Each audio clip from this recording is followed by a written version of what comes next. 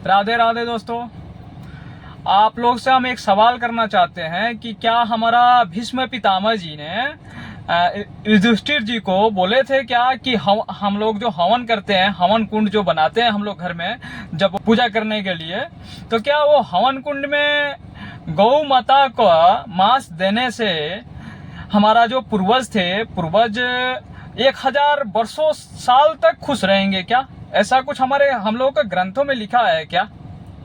हाँ, लिखा है तो हमको कमेंट में जरूर बताइए। अगर नहीं लिखा है तो इस सुअर के बारे में कमेंट में बिना लिखे आप मत जाइए। पहले ये वीडियो देख लीजिए और बिना स्किप किए देखिएगा वीडियो, तब आप लोगों को पूरा समझ में आएगा।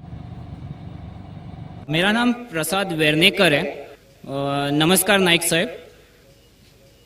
मेरा सवाल यह है कि कौन सा धर्म, किताब या जाति ये इजाज़त देती है कि मासूम जानवरों का कत्ल किया जाए, I mean to fulfil his hunger और test.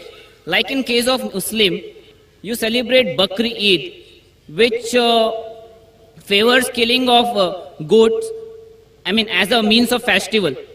I mean, hearing to your comments on Islamism and other religions, what I understand is your religion favors this festival in a more spirited manner, because Hinduism doesn't do so.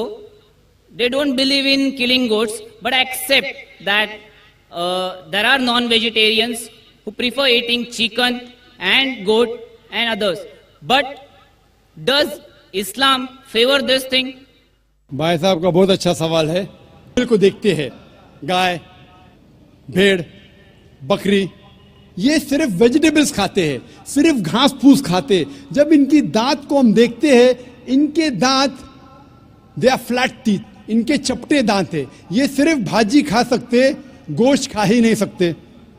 जब हम मांसाहारी जानवर को देखते हैं, शेर बब्बर, चीता, हम देखते इनके दांत को जब देखते इनके दांत नोकीले हैं, कैनाइन टीथ। ये सिर्फ गोश्त खा सकते, भाजी पाला नहीं खा सकते। लेकिन जब हम इंसान के दांत, आप अगर जाएंगे मिरर में देखेंगे, आईने में अपने दांत, मैं देखूंगा अपने दांत, तो पता लगता है कि खुदा ने हमें चपटे दांत दिए, फ्लैट टीथ, उसके साथ साथ नोकीले दांत दिए, herbivores teeth and carnivorous teeth. अगर ईश्वर चाहता था कि सिर्फ मैं भाजी पाला खाऊं, तो ये नोकीले दांत क्यों दिए? गोश्त खाने के लिए। गोश्त खाना हराम है, और कई हिंदू समझते हैं कि उनके मजहब में लिखा है कि गोश्त खाना हराम है। और आपने कहा कि हमारे धर्म में गोश्त खाना हराम है। भाई साहब, आपको आपके धर्म का इल्म कम है, इसीलिए मैं कहता हूं कि हिंदुइज्म जानने के लिए हिंदू की तरफ मत देखिए, हिंदू ग्रंथ का मुताला कीजिए। जब आप हिंदू ग्रंथ का मुताला करते हैं, लिखा है मनुस्मृति में चैप्टर नंबर 5 श्लोक नंबर 30 में, उसमें लिखा है कि ईश्वर ने कुछ जानवर बनाए खाने के लिए और कुछ जानवर को खा जाने के लिए। God has created some animals to eat and some to be eaten. अगर आप उस जानवर को खाते हैं जिन जानवर को खुदा ने बनाया है खा जाने के लिए, तो आप गुनाह नहीं कर रहे। If you are eating the animals who God has created to be eaten, you are not doing a सिन।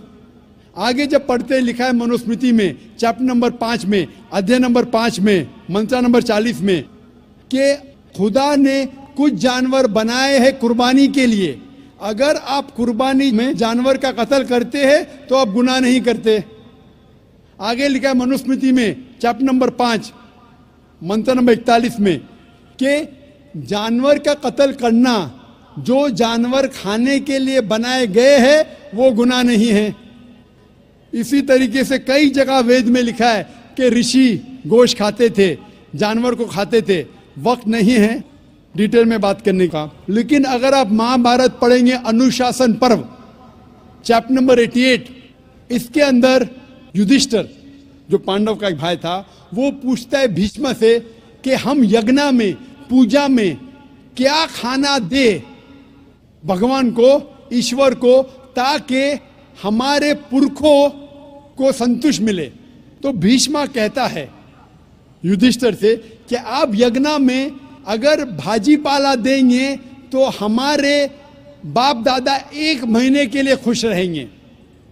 अगर आप मच्छी देंगे 2 महीने के लिए, अगर आप खरगोश देंगे 3 महीने के लिए, अगर गोश्त देंगे तो 4 महीने के लिए, अगर आप बेकन देंगे तो 5 महीने के लिए, अगर परिंदे का गोश्त देंगे तो 6 महीने के लिए, अगर हिरन का गोश्त देंगे तो 7 महीने के लिए। पूरा मेन्यू है, माशाअल्लाह, बड़ा मेन्यू है। उसके आगे लिखा है अगर आप गाय देंगे तो पूरे 1 साल के लिए हमारे बाप दादा संतुष्ट रहेंगे, और अगर गेंडा राइनोसरस देंगे तो 20 साल के लिए हमारे बाप दादा खुश रहेंगे। पूरा मेन्यू है। क्या चाहते हैं बोलो? मच्छी, खरगोश, क्या चाहते हैं बोलो? ये आपके ग्रंथ में लिखा है, मेरे ग्रंथ में नहीं।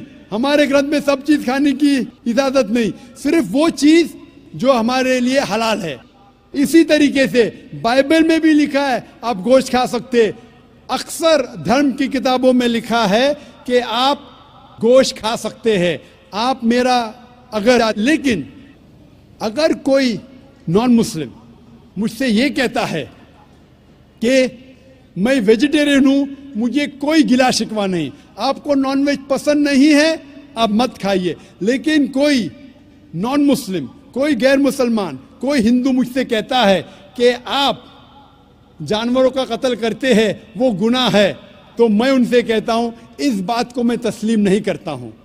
आप अगर गोश्त नहीं खाना चाहते हैं, मैं आपसे खुश हूं। अगर हिंदुस्तान में सब गैर मुस्लिम गोश्त खाने लगेंगे तो गोश्त का भाव बढ़ जाएगा।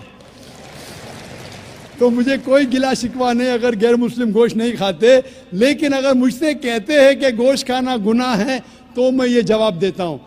अभी आपको संतुष्ट हो चुका होगा कि साइंस के मुताबिक, आपके मजहब की किताब के मुताबिक, कुरान के मुताबिक गोश्त खाने की इजाजत है सारे इंसान को। अब बताइए कि हमारे भगवत गीता में क्या ये लिखा है क्या कि कौन सा मांस खाना है, कौन सा नहीं खाना है, कौन सा मांस खाओगे कितने दिन जियोगे, कौन सा मांस खाओगे तो कितने दिन खुश रहोगे? हाँ, और एक चीज गौर कीजिएगा, एक चीज इस वीडियो में गौर किए होंगे आप, अगर नहीं किए होंगे तो फिर पीछे जाके फिर गौर से सुनिए भगा भगा के। वहां क्या बोल रहा है कि गौ माता का बारे में बोल रहा है कि उनका मांस देने से 1000 साल वर्षों तक हमारे पूर्वज खुश रहेंगे। मतलब सभी के बारे में बोल रहा है, जितने हम लोग का भारतवासी में जितने हमारे हिंदू हैं, जितने हमारे सनातनीय हैं, सबके बारे में बोल रहा है। वो तो सभी के बारे में बोल रहा है ना। और ध्यान से देखिए, और किसी जानवर को बारे में बोला, इतने जानवर के बारे में बोला, इतने पशु पक्षी के बारे में बोला कि इसके मांस खाओ, उसके मांस खाओ, उस पे ताली नहीं बजा। ध्यान रखिएगा, इस पे गौर करने वाली बात है। और जब गौ माता के बारे में बोला तो देखिए कितने सारे सुअरों ने ताली बजाए। और ये सुअर का जबान से सुनिए। और हमारे कौन से ग्रंथ में लिखा हुआ है कि मांस खाना है? हमारे धर्म में ये तो कुछ सुअर हैं जो ये बदनाम करके रख दिए हैं। हमारे कौन से धर्म में लिखा हुआ है? ठीक है, हमारे हिंदू में कुछ भाई हमारे खा रहे हैं या कुछ बहनें हमारे खा रहे हैं, उनकी इच्छा है, हमारा इच्छा है, हम नहीं खाते हैं। लेकिन ये कैसे बोल दिया कि हाँ हमारे ग्रंथ में लिखा हुआ है कि ये मांस खाना है, ये मांस खाना है, ये मांस खाओगे तो इतने दिन तुम्हारे पूर्वज खुश रहेंगे, ये मांस खाओगे तो तुम्हारा इतने दिन पूर्वज खुश रहेंगे ना? इसको हिम्मत कैसे हुआ? और भीष्म पितामह जी के बारे में थोड़ा तमीज से बात कर सुअर।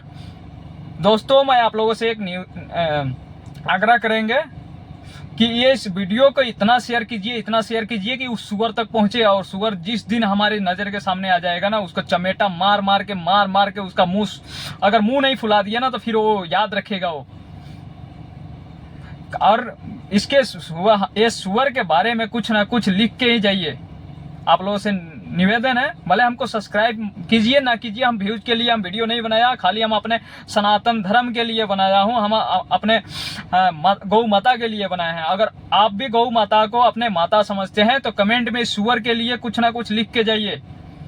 और ऐसे ऐसे सुअर अगर मिले तो आप लोग भी उस पर आवाज उठाइए। बिना आवाज उठाए ये सुअर सुधरेंगे नहीं कभी। हाँ, तू अपने अपने जो तेरा जो धर्म है क्या नहीं वो तो हम जानता ही नहीं है। इस्लाम धर्म ये कुछ हम जानता नहीं है, कुरान पुराण। और मैं पहली बात कि हमारे भगवत गीता से अपने कुरान का ताल्लुक मत कर। समझ में आ गया ना? तो दोस्तों, आप लोग कमेंट में इस सुअर के बारे में कुछ ना कुछ लिख के ही जरूर जाइए और वीडियो को इतना शेयर कीजिए इस सुअर तक पहुंच जाए वीडियो हमारा।